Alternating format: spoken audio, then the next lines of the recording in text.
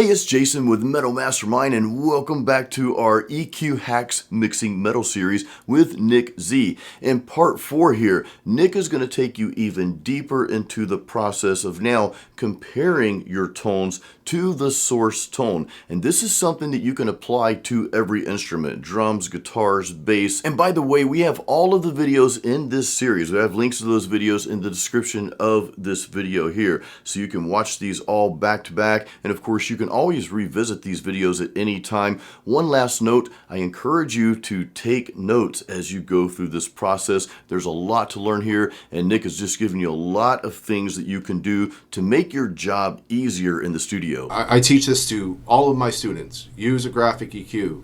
Get in the practice of using this.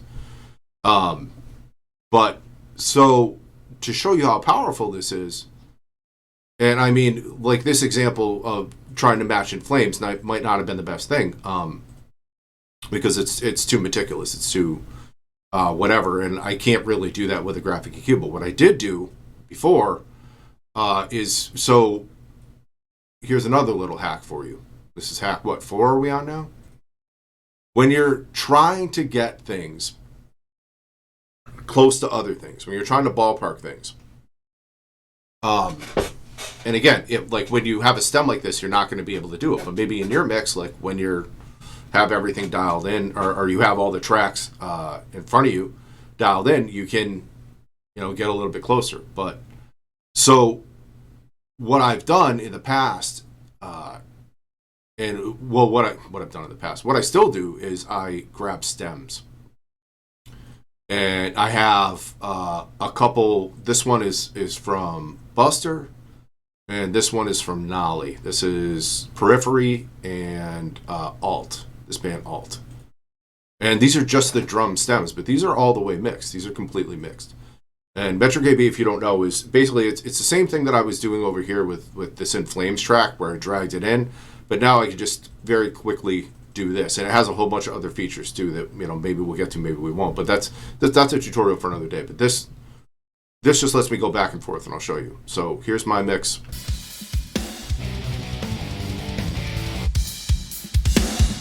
And here's the B mix. Just A, B, A, B, A, B. Instead of having to solo, unsolo, blah, blah, blah, blah. It's just right here. And it's quick, and there's all these filters and cool things. But anyway.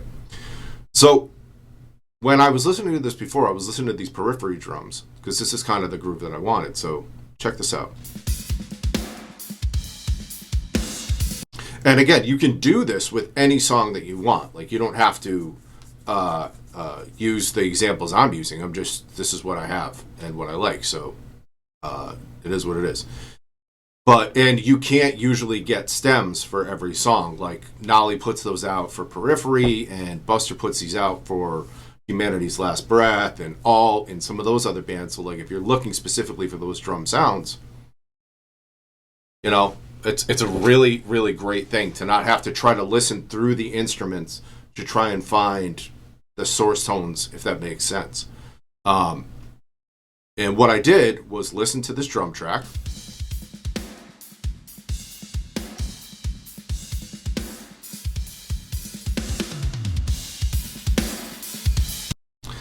And I grabbed Pro Q3, and I tried to match Jason's drums to these drums.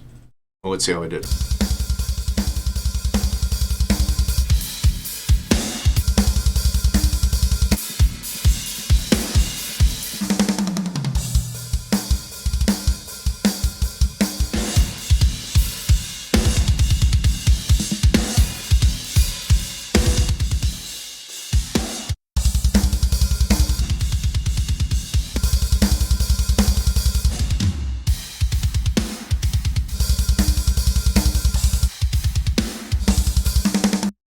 So, again, I'm not trying to match them verbatim. That's not the point. The point is that I want to ballpark them. Like, they're not the same thing. They're not going to sound exactly the same way. But the point is that, like, that low-end thump, it's there. Like, a sizzle in the top is there. Like, that hi-hat's kind of annoying, but there isn't really anything I can do about that. So I'm working with what I have. So as a starting point now, let's say that you have, and this is the last hack, this is your last tip. for today at least. So say you have your drums in a spot where you like them. This is the last hack for today, as it were. And you could do this in any order you want. I start with the drums because they're to me, like, the drums are the root, the starting point. They're what moves the whole song along as they're supposed to go. And when you're mixing, you're comparing one thing to something else. Like, that's the whole point. That's the whole thing. You know what I mean? When I put it in context, that's when it matters. Like, I can EQ a guitar to its eyes by itself, and it sounds incredible. That's great. But it doesn't matter unless it's in the context of the song and it sounds good. So I start with good sounding drums. Guys, if this video helped you, please give it a thumbs up. And if you enjoyed Nic's teaching style and his approach, the way he simplifies things, Nic has an entire course where he goes through the complete process of mixing for multiple subgenres of metal. It's called Metal Producer Overlord. There's a link for that course in the description of this video. Nic also does one-on-one consultations. So if that's something that you're interested in, we'll have a link to that in the description as well. And we'll also have links to all of the videos in this series here, in the EQ Hack series. We'll have that in the description of this video, so do check that out. And thank you so much for being a part of Metal Mastermind. We appreciate you. As always, create your own sound.